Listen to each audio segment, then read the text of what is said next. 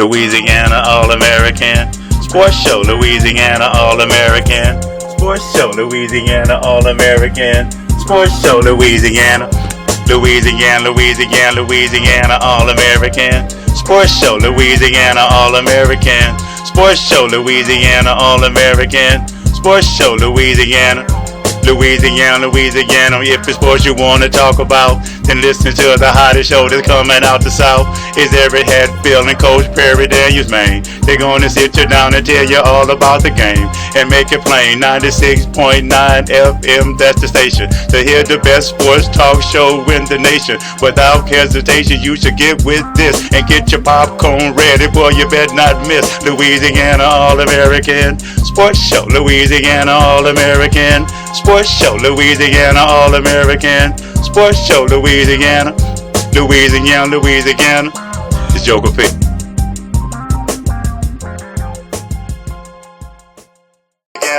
Ain't nobody dope as me. Good morning, Baton Rouge. So clean. And happy 2015, Happy New Year, as you are live and locked in for the first edition of Louisiana All American Sports in the new year 2015, as today is Saturday, January the 3rd, 2015. I'm Eric Hatfield. And I'm Gerard Piper. And you are listening to 96.9 FM WHYR-LP, Baton Rouge Community Radio. I hope everybody had a happy and safe holiday.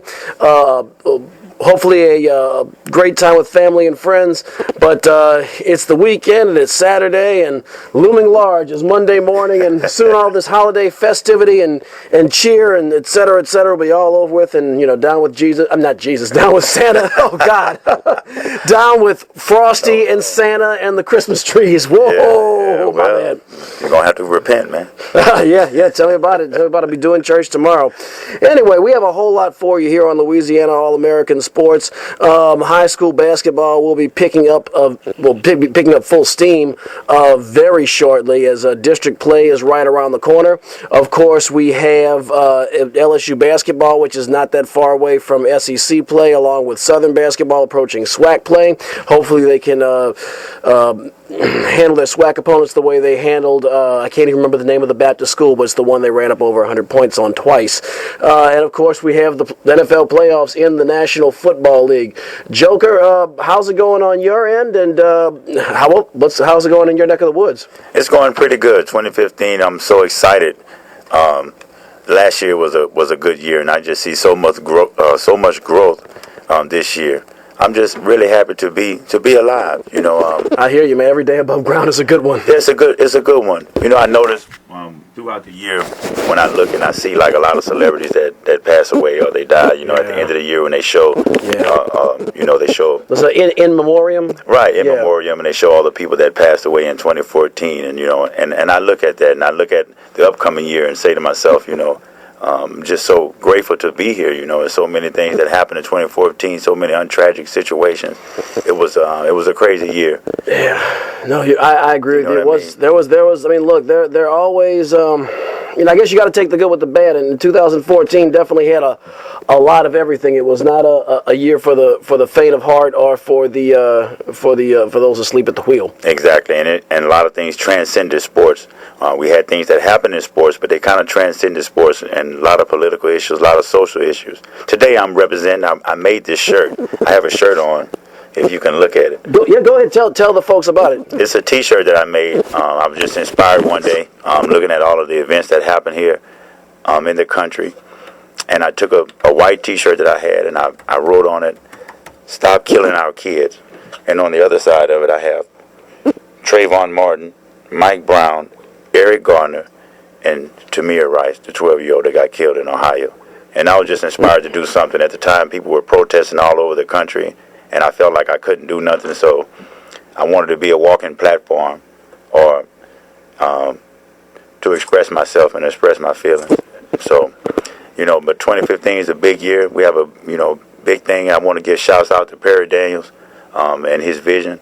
2015 is going to be a good year for Louisiana All American Sports Show, man. We're getting ready to try to inspire the community and going to highlight our local sports teams and it's just a big year, and I'm just excited and ready to go, man. Well, I think it will be a big year for Louisiana All American Sports. I'd like to thank you, our listeners. We wouldn't be here without you. Area code 225-343-9927, the number if you'd like to talk to us. 225-343-9927 to get in on the conversation. But, I think it's going to be a good year. I think the show has experienced a lot of growth since we're reflecting on 2014. I mean, we started off about a year and a half ago, and it was a two-man operation, and it was dedicated pretty much exclusively to sports and poking a little fun at sports, which we still do. Yeah. But we've been able to expand the cast. We have the professor now. We have you have Joker, and I think it's added some diversity to the points of view. And if you've ever diversity, best decisions and best discussions are had when you have diverse personalities and diverse points of view at the table, and I think we've been able to offer that here at Louisiana All American Sports. So stay with us. We're going to continue to grow and continue to improve, and of course we're going to tie issues that transcend sports or that have a tie into sports. Of course, we're going to tie that in and talk about issues that affect the community because we are a community radio station. But now to the funsies, to the sports, to the games, to the fun and games right now. Not a lot of heavy local action last night, with it being January the 2nd. But there was one matchup, and it also involved a team that we cover very frequently on Louisiana All American Sports.com. Speaking of which, by the way, high school basketball will be back this Tuesday, January the 6th, on Louisiana All American Sports.com at 7 p.m. We will be bringing you the Catholic High Bears at the Bel Air Bengals live from the cage. So check your schedule, Louisiana All American Sports.com. We will be updating that shortly. But last night we had the Port Allen Pelicans, a team that we brought to you very regularly last season. And Port Allen hit a little bit of a hiccup as they lost last night to their West Baton Rouge rival, Plaquemine. Plaquemine won 47-38 over Port Allen. I tell you, they got a factory over there at Plaquemine. They're dominant on the football field, making it all the way to the state semifinals. They're 14-2 this year, and Port Allen is a very, very, very good basketball team coached by our friend Brandon Burkhardt. His team does fall to 12-3, although Ishmael Lane, the big forward/center, did in fact score 18 points. Jordan Morgan, who was a younger player, we talked about him a little bit last year. He started to get increasing playing time as the year went on. He tacked on 10 points, but the Port Allen Pelicans did fall short.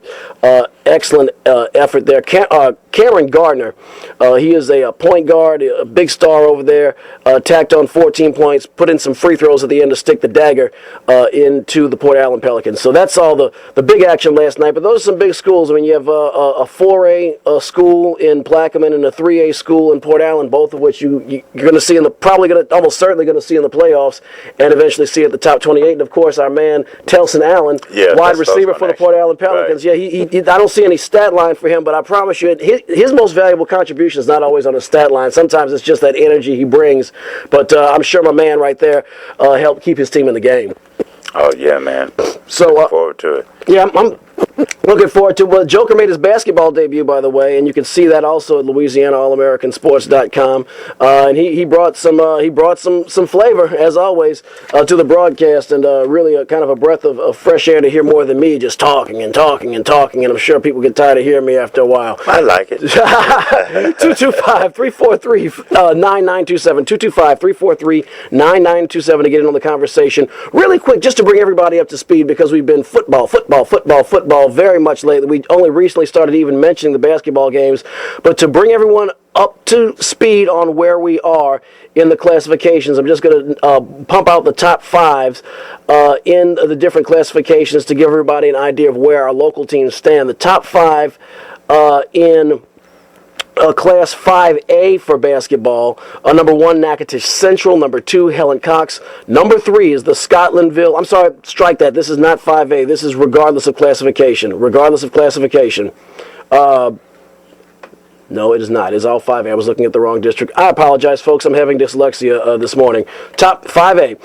Natchitoches Central number 1, Helen Cox number 2, Scotlandville Hornets number 3, and we're going to hear a lot about them this year. You can count on that. Alexandria number 4, and C.E. Bird number 5. So Scotlandville, the only representative in the top 5 in the Baton Rouge metropolitan area. Catholic High is ranked number 11, and Denham Springs is 12. So there is, we have some talented schools, but as far as that upper echelon, just those schools in the top 5. In Class 4A, number 1 is Leesville, number 2 is Edna Carr out of New Orleans, number 3 Washington Marion out of Lake Charles, number 4 Salmon out of Slidell, and number 5 Peabody. So no Baton Rouge area schools there. However, St. Thomas More, which is from right up the road, is ranked number 7. St. Michael the Archangel number 8. So 4A definitely dominated by those non-Red Stick people.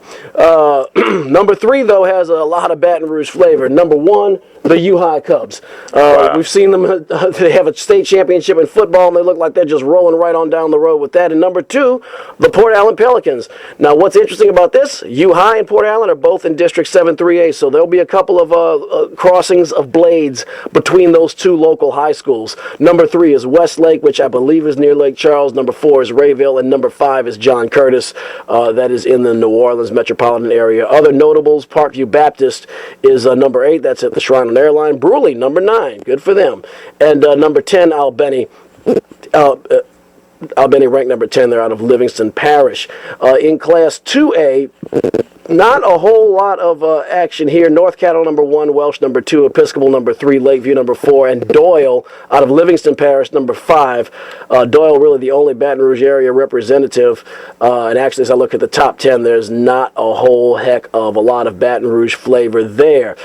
Class Single A, there's some schools we know a whole lot about. Arcadia is number 1, but the Madison Prep Academy Chargers, who you're going to hear a whole lot about, they're number 2. Joker, I think those guys are good enough to swing hands with the big boys. I think they can throw hands with a 5A school if they wanted to.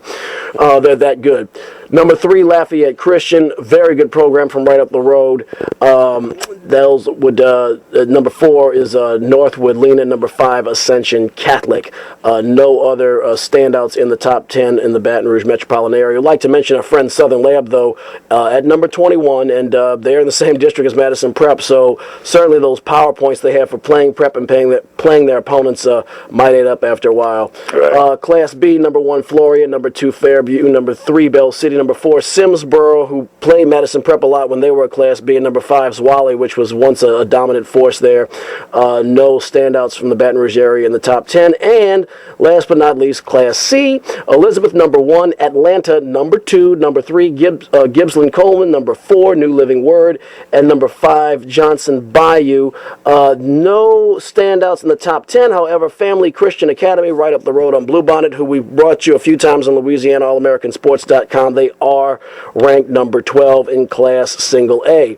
So that will give you an idea of where we stand when we start talking about some of these high schools. And a lot of those names you heard are regulars on Louisiana All American Sports.com. Now, one school that I did not mention that we talk about a whole lot on Louisiana All American Sports.com would be the McKinley Panthers. And the McKinley Panthers had some success in had some success in the East Baton Rouge Parish Tournament, but they're not in the top 10 yet. They made it to the finals. They lost to Madison Prep. They pulled off a stunning upset over Scotlandville, which I thought would have really pushed them up the ladder in the Class 5A rankings. But I am not showing the Panthers in the top 20, so that is kind of surprising to me, Joker, because they're playing some good ball this year. Yeah, they're playing some good ball this year. I mean, from what I've seen, they was able to maintain and win. They did pretty good at the tournament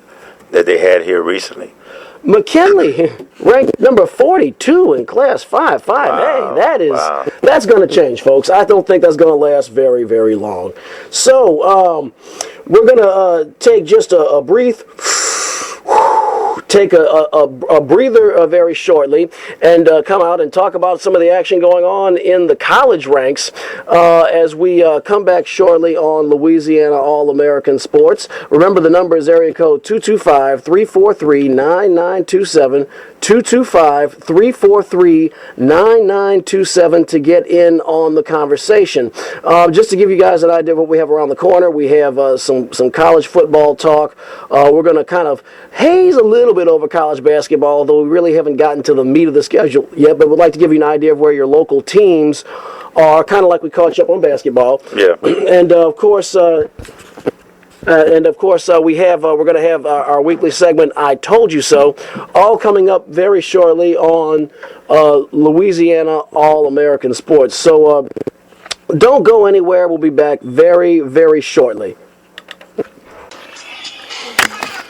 ragga stuff. We're not through with the ragamuffin stuff yet, man. You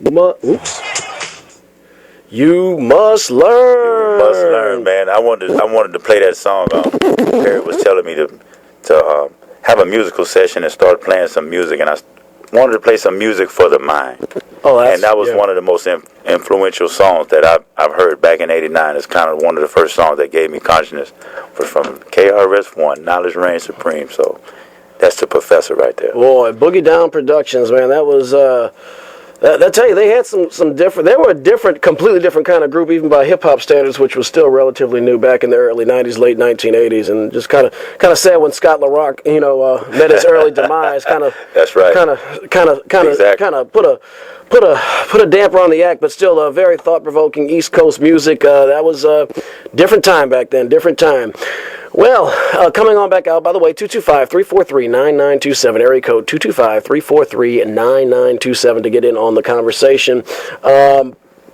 We had, first of all, let's just talk about very briefly our local schools and what's going on there. Big game today at the F.G. Clark Activity Center as the Prairie View A&M Panthers are coming on down to play the Southern University Jaguars at the Activity Center. This is going to be some big action. It's SWAC play, and, it's going down. It's Southern's first SWAC. I think it's actually the first SWAC game, or today, I should say, marks the first SWAC matchups of the year. Southern, look, on paper, their record doesn't look so good. They're 3-11. Prairie View 2-11. But you got to understand these are mid-major schools. Southern has played the likes of Ole Miss, Tulane, Minnesota, number 14 Iowa State, Baylor, number 22. They played a tough schedule to get themselves beefed up and ready for the conference play. I think Coach Banks, Roman Banks will be just fine over there today as the Jaguars take on Prairie View A&M. Prairie View's had some formidable basketball teams over the years too. They made the tournament a couple of times, but boy, they have gotten body slammed. They have not played number 22 Baylor or number 14 Iowa State or Ole Miss or Tulane. I take that back. They did play Baylor and they did play Memphis and they played Rice. So they have played some schools that are notable, but they've really, they've gotten hammered. But that's out of league. This is in league, so this will be the first real test today. I think in the F.G. Clark Activity Center, where Southern is 3-1, I do expect them to win comfortably at home today. Some of the standouts for Southern University, Trey Lynch leading the team in scoring with 14 points per game. Right behind him is Adrian Rogers. Traylon Banks with 3 dimes per game. He played at Scotlandville High School. We talked about him a lot. He is Coach Banks' son. And finally, Jared Sam, former teammate of Traylon Banks. He also played at Scotlandville. Noticing a pattern here. Right. Leading the team in rebounds per game with 6. He's also averaging about 1 block shot per game. So, look, if you're not a big football fan, although there are not too many of those folks around here, but if you're not, and you're around the F.G. Clark Activity Center around 5:30 our time rather, go ahead, check it out. It should be very entertaining, I'll say that much. And hey, if any little snippet of the band is there, it'll be worth the price of admission, right? That's right. So, meanwhile, on the other side of town, rolling quickly, moving swiftly in the hoopty ride, the LSU Tigers are off to a pretty good start. They have not engaged in conference play yet, but they are 10-2, and those those only 2 losses, one coming to Clemson, one to Old Dominion. That was kind of a head-scratcher. That was when they were in the Virgin Islands. But, look, they stepped into the square with West Virginia, duked it out, and beat them. And they just look, just the eye test. The Tigers look a lot better this year. We told you a lot about Jarrell Martin and Jordan Mickey. Jarrell Martin, of course, from Madison Prep Academy, not too far from here, averaging 18 points a game. Jarrell Martin also averaging 9 rebounds per game. Jordan Mickey, who is from the Dallas area, played at Prime Prep, if I recall. We brought you a game on Louisiana All American Sports.com between Madison Prep and Prime Prep. You can YouTube that and see that contest. Jordan Mickey averaging 16 points a game and 10 rebounds per game. So those Twin Towers are really making an impact this year as LSU preps for conference play. LSU plays Savannah State. Savannah State, even by mid-major standards, is pretty bad. They haven't won a game on the road this year. They're 3-9. LSU should dispose of them easily. But after that, they have to travel to play Missouri. And I mean, it's on. January 8th, it is on. That's a Thursday, I believe. And they're going to have to get rough and tumble as they have to go to Missouri. Then they'll host Georgia at the PMAC next Saturday on the 10th. So I think there's going to be a lot of exciting action. I'm encouraged by the start LSU's gotten off to. And I like what we saw with Coach Roman Banks with the Southern University Jaguars, playing some pretty tough opponents. And, yeah, his team got the L, but we've seen in the high school level, another school, the little high school right there, Southern Lab, how they got beefed up for their district by playing out-of-conference opponents. Exactly, and that does wonders for you. Even though you may lose the game, but you gain so much experience by playing someone that's in a higher bracket or have a better athletes than yourself. And when you come back down to your conference, you seem to have an advantage. You've seen the big schools and seen the way they run their organizations, and you could take a lot from that experience. So that goes a long way. That's why competition and strength of schedule means so much, because they look at that. Well, yeah, I'll tell you, and I think it's going to benefit the Jaguars. I think they're going to be better for it, especially when it comes to SWAC tournament time. Most definitely. And LSU, Johnny Jones is doing a fabulous job so far. He is. I am. They got their man. I see. Most definitely. They got their man. So from the hardwood on to the gridiron, as we definitely want to wrap up some local action here.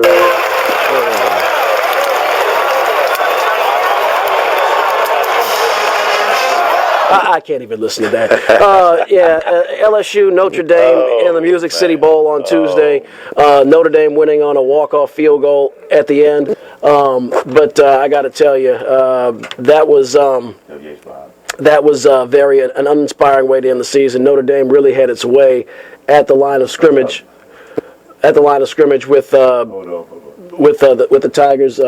LSU didn't have problems running the football. Leonard Fournette looked fantastic, busting through the line, but it was a very uninspired performance. Before we go to our call on the line, Joker, you got anything on the LSU game before we move on to a couple of real football games? I wish we had an online streaming to show Joker's face. He just has that stunned and appalled look on his face, which I had also after that game. Only thing I take from that is the bad taste I kind of got in my mouth the way Cameron left. Other than that, I read it. You mean you're talking about Coach Chavis, John Chavis? I mean John Chavis. Cameron. I hear he's on his way out too. He's been going back to the NFL. Don't know yet. It's not confirmed, but. Well, that's the thing, though. And when you have a program, that's a mark of success. I mean, you don't want good assistants to leave, but when you have a program, it reflects well on Coach Miles and LSU. When he says, "Come here, there's a future in it for you," there is. There's a big higher-paying gig. I mean, they're paying him. They're opening the safe for Chavis at A&M. And if Cameron goes back to the NFL, hey, that means everybody coming through made better for themselves when they left. So I don't think Coach Miles is going to have too much trouble recruiting replacements. Yeah. So before we talk about the Rose Bowl and the Sugar Bowl and what interesting contests those were. We have a caller on the line. You are on you're on WHYR with Eric Hatfield and Gerard Piper. With whom are we speaking this morning? This is the one and only Professor Johnson. All right. In 2015, I'm glad to see you utilizing government names such as Gerard. We're moving towards that in the realm of 2015. So, Mr. Gerard Piper, good morning. Mr. Eric Hatfield, good morning, gentlemen. Good morning, Professor. Morning. What you thought about the song? I couldn't understand you, Gerard. What'd you say? I said, did you hear the song that we played for today? I didn't hear the song. I didn't catch it. What was it? It was KRS-One, little KRS-One. You must learn. Yeah, you would have definitely had an appreciation for that. Professor, we know. Let's see. I remember last week you had mentioned you had a history lesson you wanted to give us on Kwanzaa. Do you want to go with that after the college segment this week? Indeed. Okay. Indeed, we can. All right. Well, let's leap into the big-time college action. First of all, Joker and I both stepped up to the plate and swung and missed on our expectations. I told you. What did I tell you? Didn't I tell you? 'Cause I told you. And when did I tell you? A long time ago. And what did I say will happen when I told you? Exactly what just happened. All right, BP, you got anything else for us, man? Bowl game score, LSU 23, Notre Dame 20. All right, well, let's hope you're right. We can bring in a Happy New Year, boss player. I don't think they're going to have, LSU's going to have a lot of trouble. I don't think they're going to be under a lot of duress against Notre Dame. I don't think so either. I'm going to pick LSU in this game. I pretty much alluded. I expect LSU to win the football game. Boss player said 5 points or less. I'm thinking more in the neighborhood of a touchdown. We also have the Belk Bowl, which will be coming up later on December 30th. You have University of Georgia had a disappointing season. Tough year for Georgia. They take their act to Louisville. Louisville ranked 21st. They're gonna do one of two things. They're either gonna roll over and not get up for this game and let Louisville earn a strike on the SEC. Or I think more likely they're going to they're going to show what they could have done this year at the expense of a Louisville team that's they're all right. And I do think Ole Miss has a stronger defense and running game. They're not going to have Laquan Treadwell. That's going to hurt. Ole Miss, man, what a great game. This game is really compared to the championship bowl games in the top four bowls. It's going to be I expect a good competition. So he's done a heck of a job there. I'm going to lean towards Ole Miss in that game.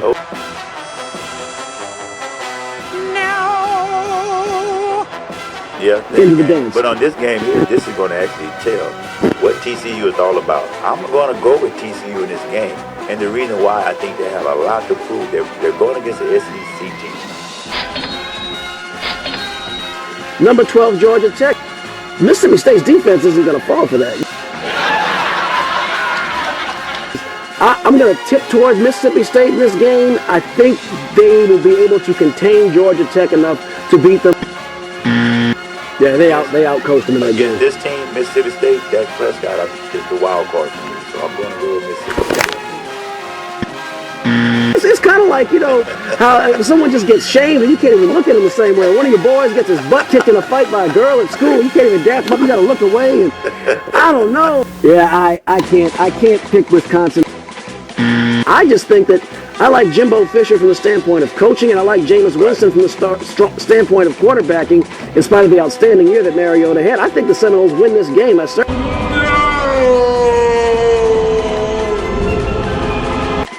At a third undefeated. All of that, I think, is going to come together. I think Jameis Winston has a big game and solidifies his position as the top quarterback in college football. Alabama, number 1, number 4, Ohio State. I think Ohio State's gotten a great run. I think that just their very presence in the playoff is kind of like their championship because I think it comes to a crashing halt.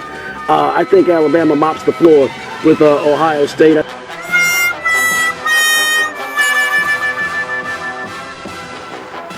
This game, I think that don't be surprised with Urban Meyer coaching ability. He's not a likable guy. I'm not really a big Urban Meyer fan. Alabama wins, but it's not going to be a blowout. In overtime, I think their confidence is swelling right now. They have to go to Arrowhead to play the Chiefs, but they win. They're in, and in spite of Phillip Rivers and his herniated disc in his back, Kansas City is going to be starting Chase Daniel. Alex Smith is out for that game. That in and of itself, not to mention how well the Chargers have played. I'm taking the San Diego Chargers in that contest.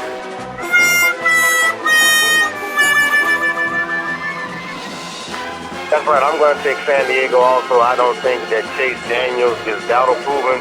We're going to go with San Diego. As you say, the Superchargers. San Diego. Chargers, San Diego.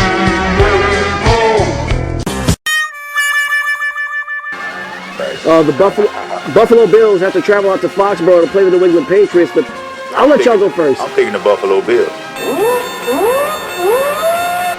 Wow. Yeah.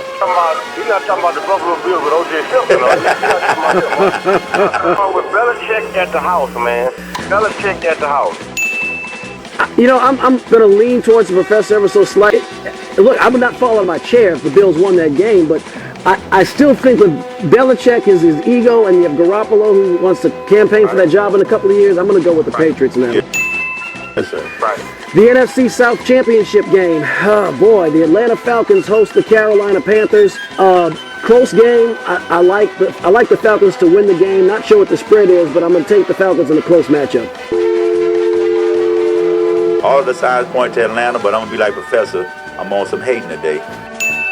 So, you know what I mean? So, hold it real. I like a whole lot of homeboys, the Atlanta Falcons fans. They've been rubbing it in with the Saints and all this. So I'm going with Cam. Oh, Cam. Yeah! Okay, the New Orleans Saints travel to play the Buccaneers. I like the Saints. There we go. Joker. Tampa Bay. The Saints are going to blow the doors on Tampa Bay. The Detroit Lions travel to Lambeau to play the Green Bay Packers. I don't think it's going to change. I think Aaron Rodgers defends the frozen tundra. I still like the Packers in the game. I already know who Professor's going with. Yeah, we already know Professor's going with. I'm going to get my pick out the way, so I'm going to let him go ahead. Green Bay in a blowout, man. Green Bay in a blowout. I'll say Green Bay. I got to give it to you. Aaron Rodgers playing MVP status. Cincinnati Bengals. Cincinnati Bengals. Jeremy Hill.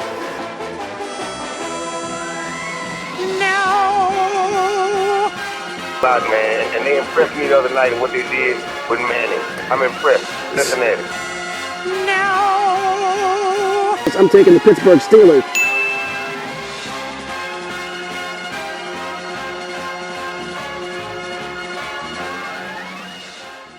I don't think a lot of folks. First of all, I think we both picked Florida State and Alabama, so we were 0 for 2. But a lot of people I think expected Oregon to win, and I think. Well, Vegas expected Oregon to win by multiple scores, so we just kind of took a chance on that one. But the other one, I don't think anybody saw that coming with Ohio State defeating Alabama. I actually had an opportunity to speak with a couple of people that cover both the Oregon Ducks program and the Ohio State program. So what I'd like to do is kind of get y'all's reflections on those two games and then kind of hear from some folks at Ground Zero. So I'm just going to make my reflections really quick. Oregon, Marcus Mariota showed me what he was in the first, second, and fourth quarter. Well, the first half, Jameis Winston showed me what he was, which is going to be probably one of the first two quarterbacks taken in the draft. But boy, did the wheels come off of Florida State in that third quarter. What Oregon did show me is that defense is way tougher than I or anybody else gave them credit for. That was what I saw in the Rose Bowl. Joker? Man, Mariota showed me that he's pretty good and he's ready. He's ready for the big time. Yeah. But I picked Florida State. I was wrong, but at the same time, I thought that. I don't think Jameis Winston handled the loss like he's supposed to, but I do kind of give him a little, I will say that they kind of lost the game in a sense to me. I mean, they had a lot of turnovers. They had in the third quarter they went and they fumbled the ball. With Dalvin Cook fumbled the ball, that was on their way to probably go ahead and take the lead. They also lost a touchdown when Jameis Winston went for it on fourth down just by a fraction. That really hurt. That was an early turning point in that football game. I agree with you. Also missed a field goal and hit the upright at the end of the half. Then they come out and they fumble. Then they get the ball again, they score a touchdown. Then they get the ball again, they fumble. Then they get the ball again, they fumble. Then they get the ball again, they intercept it. Then they get the ball again and they fumble. These are back-to-back possessions. Five possessions. And there were a lot of turnovers in there. Wait, we got a caller in on the hotline. I think that's Bill Cosby. Did you want to say something about the turnovers in the game, Mr. Cosby? 5. 1, 2, 3, 4, 5, 5 turnovers in that period. My goodness. And Oregon actually scored 28 points off of those turnovers. So at the end of the score, the score was a 30-point game pretty much. So those turnovers to me is what actually cost him the game. Do you remember last week when I talked about Wisconsin when they played in the Big Ten championship and they got beaten so bad? It was kind of like one of your boys getting his butt kicked by a girl. You can't even look him in the face. You can barely look him in the face.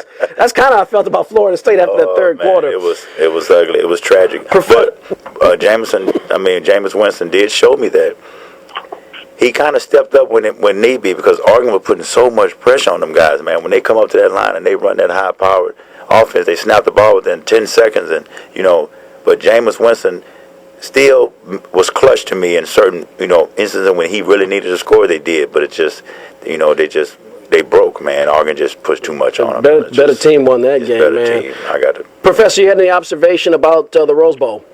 Yes, I do. I concur with what you said, but also I think that Jameis Winston at the end of the game, he made a statement at the closing interview, and he said that, okay, don't get it twisted. Now, we beat ourselves. Oregon really ain't that. So slow down before you start giving all the accolades. So Florida State did implode, as Winston said. I think without the turnovers, the game possibly could have gone either way. Now, was the turnover due to defense, or did they implode? Well, I think it was five turnovers is five turnovers. I mean, you can't force five turnovers or give the defense no credit, especially all those fumbles. Someone had to punch the ball out. Right. I mean, Dalvin Cook, the freshman, he dropped two of them back to back. Jameis Winston slipped with an interception.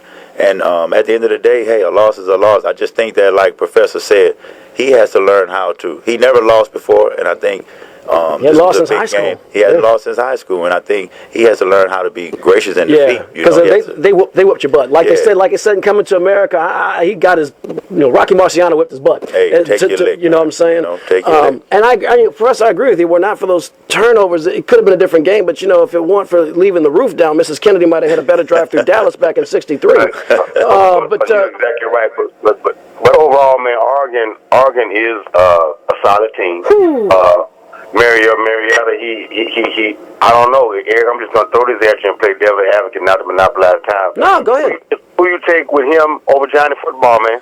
No, I take Mariota in a heartbeat. That's I mean, I guess I've said I'm an unapologetic fan of Johnny Manziel, but I don't let my fanhood blind my eyes. See, Mariota, he still has a few more, some preparation as far as making NFL throws, but as far as everything else, he's got the total package, man.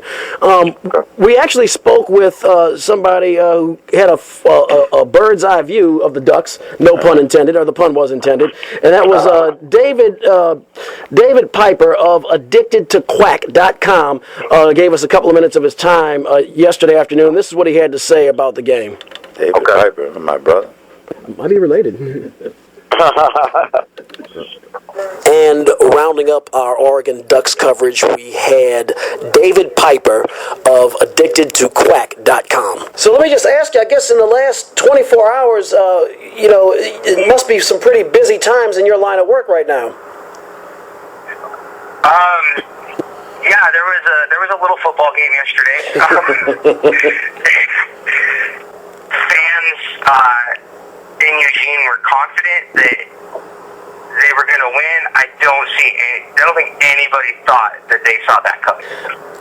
David Piper of AddictedToQuack.com, my guest. How do you think this helps position Mark Helfrich's standing among Oregon fans? I think that standing has been cemented with the way the team has responded in the second half of this season. There was a little bit after Oregon, lost to Arizona back in October, and a lot of people were wondering, I was like, boy, is this the right coach? And then the way they responded to that, where they've won every game since then by at least 25 points, it showed a number of times where they've made second half adjustments.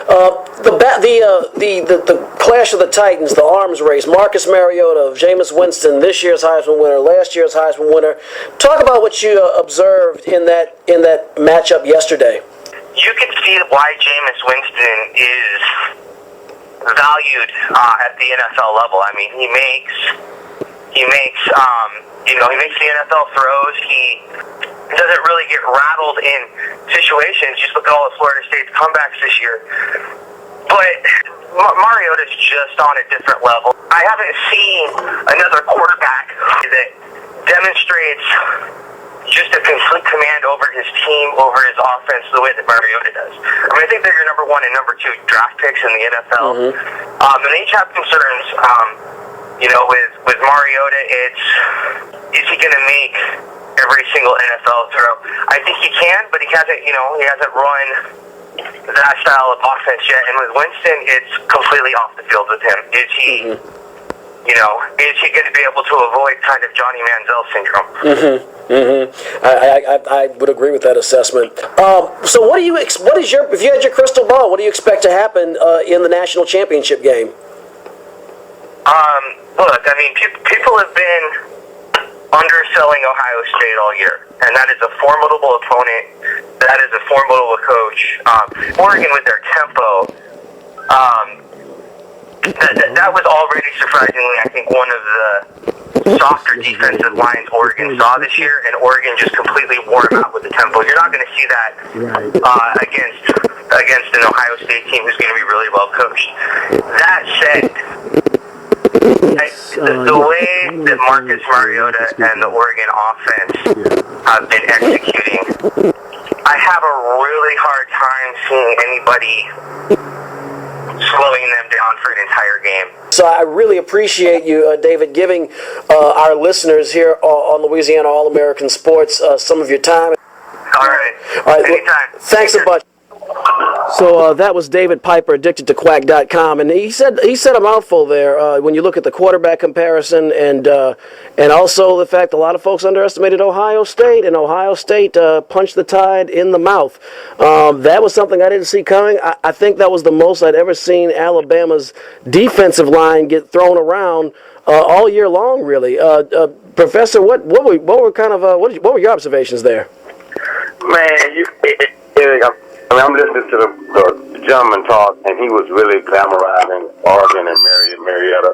I mean, the verdict is still out on the guy as far as the next level, because there's been a whole plethora of quarterbacks that have been outstanding and commanding control of their offense, so on and so forth, and did not make it on the next level. But as far as Oregon's defense, I was totally impressed with what they did. I don't know if they were just tremendously up for the game. I don't know if Alabama took them a little light.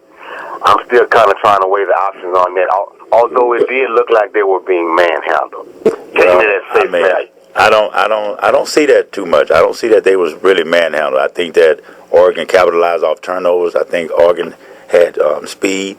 I think that I give that guy a great point. He said that Mariota has control over his team, and I will give him that. But NFL ready, I would go with Jameis Winston. Jameis Winston's in clutch situations, even though they were down, he still never got rattled. It was a lot of big third down plays that he made, couple of fourth down plays that he made. He puts the ball in the window. He has the height. Now, we want to talk about quarterbacks that I really see potential in. We'll get to that game. Yeah. It's this guy, 12 gauge. Yeah, look, we had Rob Oller of the Columbus Dispatch gave us about 2 minutes of his time. He was in the airport, but he made some important observations I thought the audience ought to hear about the Sugar Bowl. This morning, we have a guest with us from the Columbus Dispatch, Rob Oller, sports columnist. Rob, you're going through a lot of hustle and bustle right now. I can only imagine the last 24 hours have been pretty busy right now with the Scarlet and Crimson advancing to the championship game. Yeah, it's been a wild time. The Buckeyes kind of shocked the world. I actually had picked them to win the game, but I think whatever Vegas had it 9.5 points. All the experts had Bama winning with good reason. Mm-hmm. I think a rational person would have picked Bama. I'm not necessarily rational. Well, I got to tell you, very few people down here, myself included, saw that coming. What was the reaction from the players and the coaches and the fans in light of not only an upset win, but really, I mean, OSU was in the driver's seat throughout the home stretch of the game, really? Yeah, I think the surprising thing from my viewpoint was that they dominated, I guess you could say, the line of scrimmage, at least offensively. I just didn't see that against Bama's huge defensive line, which are usually pretty quick. Ezekiel Elliott, the tailback for Ohio State, ran for 220-some yards.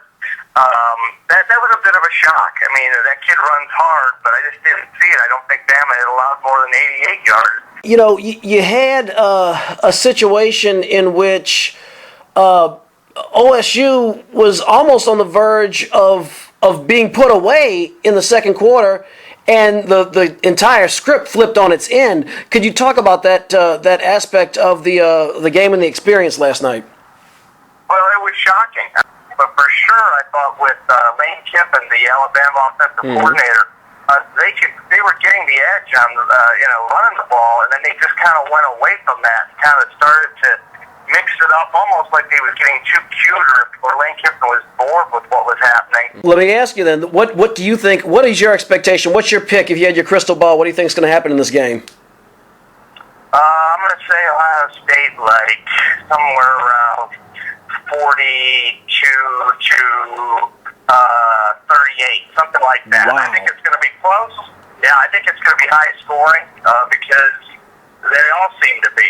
So I would expect a close game with Ohio State, kind of a very well-conditioned team coming off the confidence of beating Nick Saban and Alabama. I think that Urban Meyer is good at psychology, and he'll have them so confident and sky high, not overconfident. He'll have them confident, and they'll go in there ready to do business, and I see him beating Oregon. Well, look, Mr. Oller, I appreciate you giving us some of your time here, some of our listeners at Louisiana All American Sports. We'll do it. Thanks for having me. All right, thanks. Have a great day, sir. You made a point that I wanted. That looked like the play calling for Alabama did get too cute. They stopped blitzing and got away from their core game, and I think the result is what we saw. Yeah, and I think also that Urban Meyer had a lot of time to prepare. I kind of give him a lot of credit. He's faced Nick Saban before, so he kind of knows how Nick Saban is going to come. But I also think that the quarterback, 12 gauge, this guy is amazing. This is the third-string quarterback that came in. I saw him. This guy is bigger than Cam Newton. This guy is 6'5", 250, 260 pounds. Amazing. Cardale Jones. Be on the lookout for this guy. I see a lot of potential in this guy for real. Gerard, you don't think he's a one-hit wonder? Not at all. Not at all. No chance. This guy is 6'5", 250 pounds. Has the strongest arm in college football right now. I don't even understand why he was third string. And he has mobility too. He reminds me so much of Cam Newton. But so it's just, I mean, what an opportunity to have a third string quarterback like that. You know, when your first two go down, and so just be on the lookout for this guy. His confidence is through the roof now. So that's a very interesting point, though. Why was he third string? I mean, happenstance and opportunity created an environment for him to excel. But why was he third string? Well, they weren't exactly doing badly before with Braxton Miller or I can't remember the other fella's name. They were kind of coasting along pretty well before, Professor. Okay. But look, speaking of which, though, since we're talking about the schools, we need Professor Johnson to take us to school in this week's edition of Professor Johnson's history class.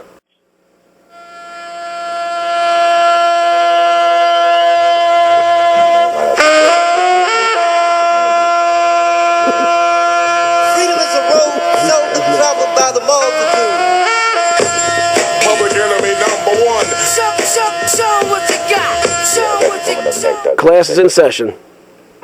Good morning, WHYR family, and I want to thank you as always again for tuning in and listening to our show. We really appreciate you. As I stated in my last class, we want to just briefly state our purpose, which is to not discuss white history or black history, but to discuss truth in an effort to educate the masses. Coming out of the Christmas holiday, the Yuletide season in this capitalistic nation, there's also the oppositional holiday of Kwanzaa. Kwanzaa was formulated on December 26th. It's celebrated from December 26th through January the 1st. It was created in 1965 by Brother Karinga, who was a Pan-Africanist who wanted to create an alternative to Christmas for those of us who are of African American descent. It's celebrated by African Americans and those Africans who are a part of the African diaspora, meaning Africans that have traveled abroad. The holiday celebrates African unity, and as I said, Pan-Africanism. It has 7 core principles, which are utilized in the holiday, and the term Kwanzaa itself is actually a Swahili term, which means first fruits of the harvest. The 7 principles of Kwanzaa are Umoja, which means, and these are Swahili terms, Umoja, which is unity, Jakalia, which means self-determination, Unjima, which is collective work, Njama, cooperative economics, Nia, which means purpose, Kumba, which means creativity, and Imani, which means faith. And this was a holiday that was created not to ostracize those Christians who are of African American descent, but to create a healthy alternative, something that focuses on our experience, our situation here in America. And as I said, Brother Karumba was a Pan-Africanist who came up with this idea. For those that are not familiar with the term Pan-Africanist, this is just a term that's utilized, pan meaning worldwide, to unite and connect, that if we have a problem with our brothers and sisters in Syria, in Africa, in Rhodesia, here in America, in Baton Rouge, or in Wisconsin, we are still one. So this was the basic principle utilized in creating Kwanzaa to galvanize the black family worldwide. And that's your history lesson for the day. And remember, always investigate the information you receive. If it is indeed the truth, verily, it shall stand the test of investigation. Class dismissed. That's what's up.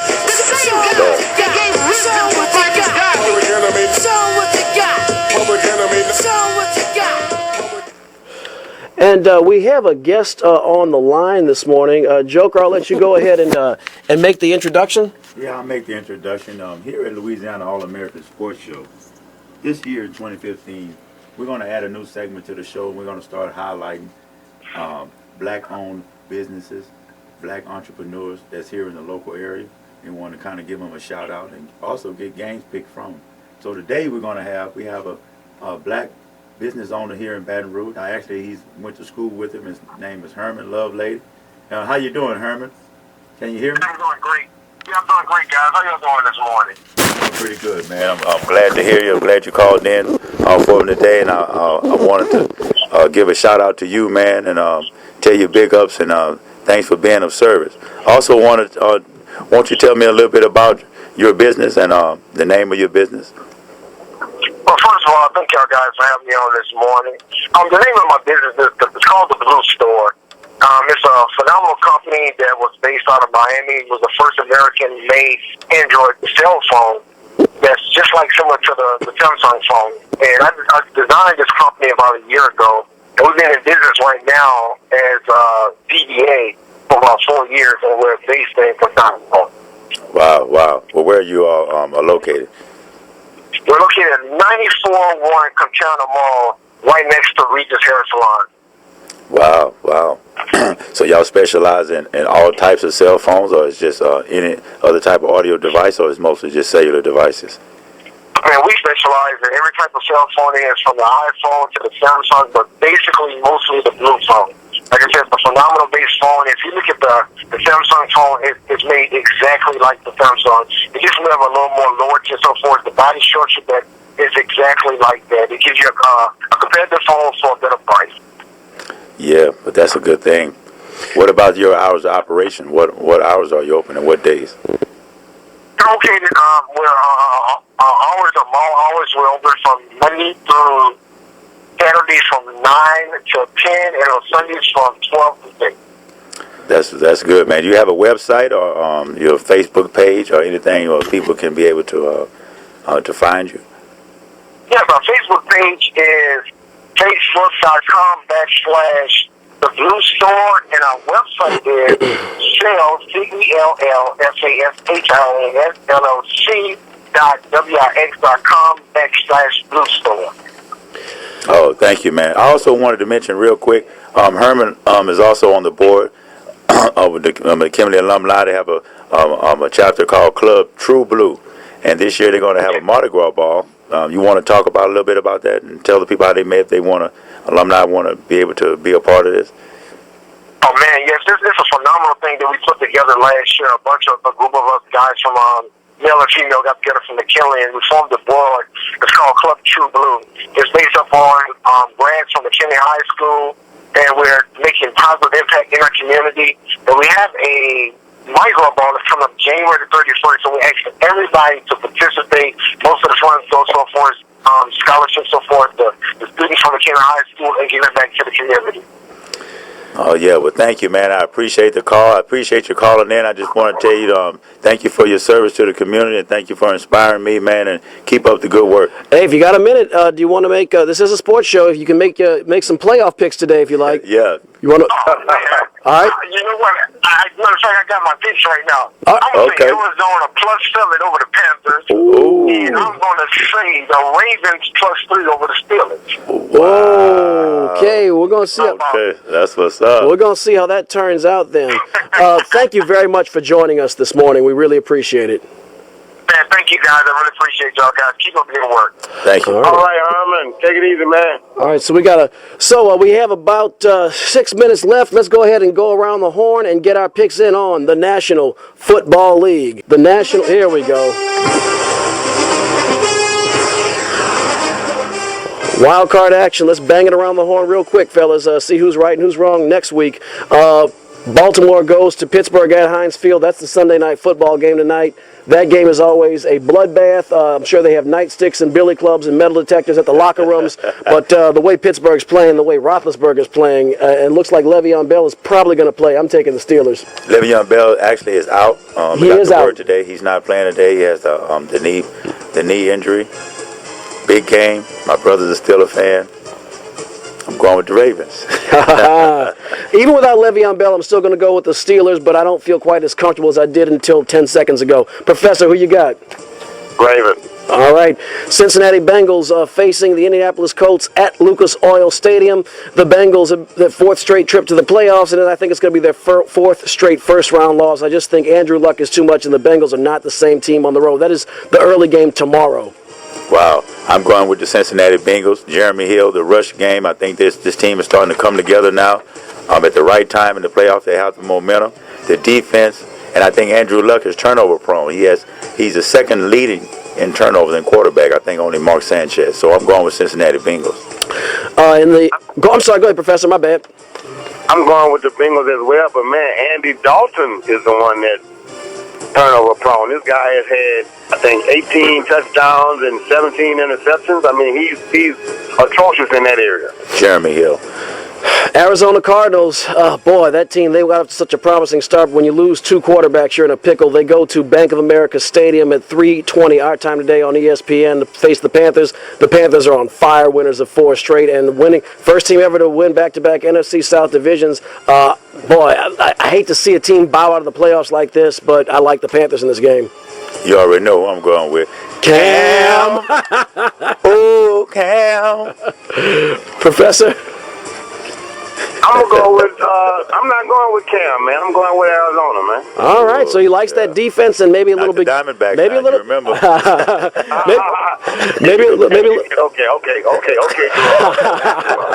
Maybe a little beginner's luck for Ryan Lindley.